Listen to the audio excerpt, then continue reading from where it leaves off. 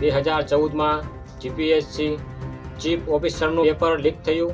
2015માં તલાટીનું paper ફૂટ્યું.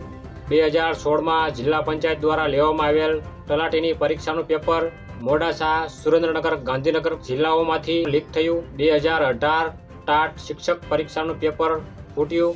2018 મુખ્ય સેવિકાનું paper પણ leak થયું. 2018માં જ નાયબ ચીફનીસનું પણ પેપર લીક થયું. 2018માં જ એલઆરડીનું લોકરક્ષકનું પણ પેપર ફૂટ્યું.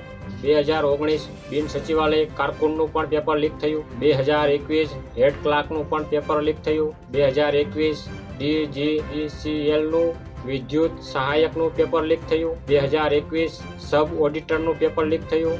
2022 વનરક્ષકનું પેપર લીક થયું. 2023 જુનિયર ક્લાર્કનું પેપર લીક થયું અને 2024માં નેટનું પેપર